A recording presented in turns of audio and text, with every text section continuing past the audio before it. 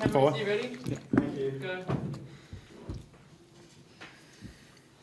Michael, was it encouraging after all, was it frustrating to be able to be close enough to strike and not have the poise to take advantage of your position in the last quarter?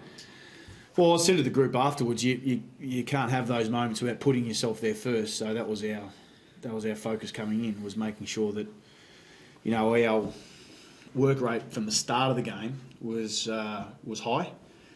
I thought we did that. You know, for the most part, the general flow of the game I thought was going pretty well for us. They were scoring on some simple mistakes at times, either simple turnover or, you know, maybe a free kick here or there. So, you know, the game was very much in the balance. But, you know, it comes down to the last quarter. You got to get a moment, and you know, we weren't quite good enough to be able to get that. And, you know, as sides like Fremantle do, when they just gnaw away at the game, they're able to finish out the game quite strong in that last probably about 10 minutes of the game. So, or 10 minutes on the clock at least anyway. So, but that's what we've got to keep working on. You know, and making sure that we've got a lot of new players in the side this week. You know, for a lot coming back. So, you know, perhaps the run ran out a little bit just to had so many that missed a couple of weeks that need to come in for a bit of a run too. Was that the best you played without the footy in a while, like the pressure?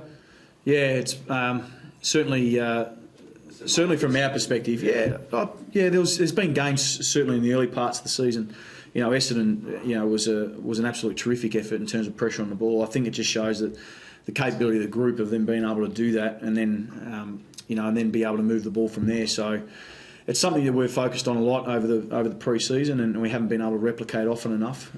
They've certainly shown they can do it, but it's the consistency of being able to do it quarter after quarter, match after match, which is, you know, we look at Fremantle and they've been able to do that.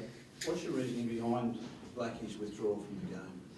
Oh, he was battling physically, yeah, he was battling physically. So from what I understand, the message come up that he actually nearly called it himself. So Physically, so he's knackered, he's tired, he's not injured? No.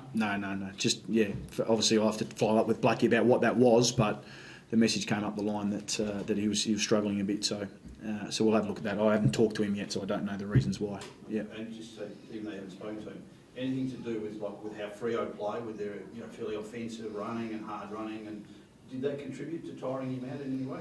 No, not at all. No, not Blackie. He covers the case pretty well. So, no, ideally in a situation he plays out the game. I mean, I'm not going to sub him in 319th record-breaking game, am I? So, but yeah, it was. You know, he couldn't finish out the game, so I've got to go check on that. But he said he was okay, so I'll follow up with that from him. You reluctantly pulled him out. You'd rather not have, obviously.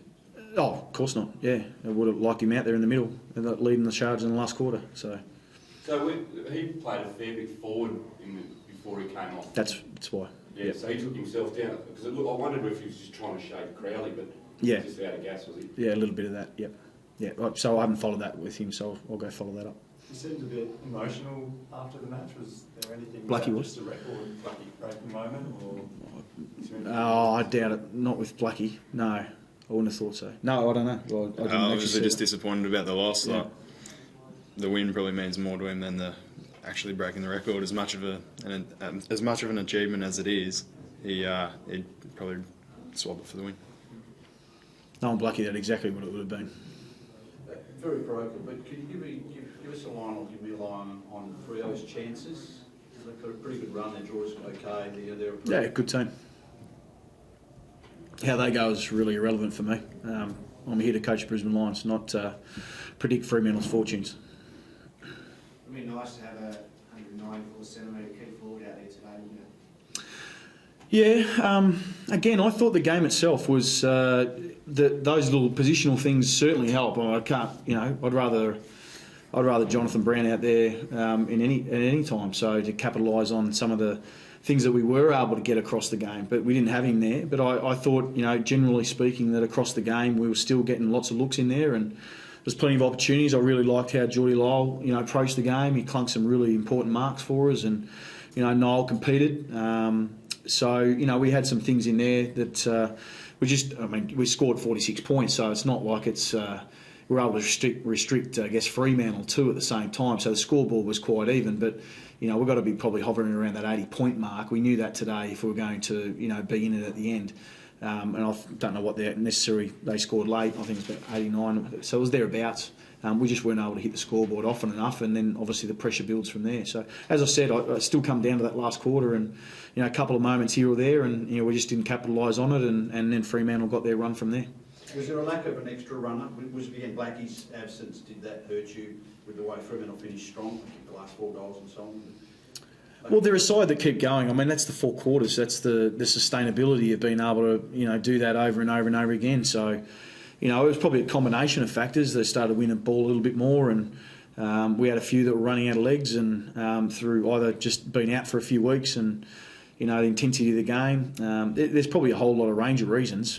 Certainly, one of those reasons is Fremantle's a pretty good footy side, but just being able to constantly sustain that. Early in the 4th quarter, the first 10 minutes, I thought we were running over the top of them. So then the last 10 minutes, the scoreboard opened up a little bit. That seemed to be a pattern in a few quarters, Michael, where your guys were running over the ground, getting over the ground as well, if not better than them early, but they seemed to get you late in quarters. Yeah, well, that's the stain. Look, we're about being able to try and replicate the pressure, and you can't have defensive lapses against sides like Fremantle. They want to be able to restrict that scoreboard and then make the most of their opportunities. And we had a couple of those lapses, and they were able to hit the scoreboard, which just kept ticking it along. But I didn't think it was out of our reach that much. It was only late when they kicked those couple of goals where you sort of thought, okay, it was going to be tough to climb from here. So even when I was about 24 points, I still thought we could hit the scoreboard. So yeah, we just couldn't finish out the game in the end. How do you assess Daniel Richards' return? Very good. Yeah, very good. Yeah, had a good impact, and the guys that come back and do that. Mitch was the same, a little bit like they've gone away, and he's had a lengthy time, more time than Mitch, and to be able to come back and have an immediate impact on the game is a credit to his preparation and detail, and he probably could have been a couple more weeks, but just the effort he's put in to try and get his body right, was really impressive. So to have him out there, he's an important part of our midfield cog. We played him, across half back. That was more just to, introduce him back into the game, and then as the weeks go, we'll obviously put him back into the midfield where he belongs. Michael, what are you trying to achieve out of the rest of the season now? I mean, you're a long way back. Yep. Yeah, we are. Look, I think the biggest thing that we want to be able to do from here is to be able to really sort of create some stability in our side and some consistency in just position to position. We haven't had that for most of the season for one reason or another. So we're just, those relationships that we need to be able to build and again, focusing on things we started way back in pre-season and, just keep pushing those.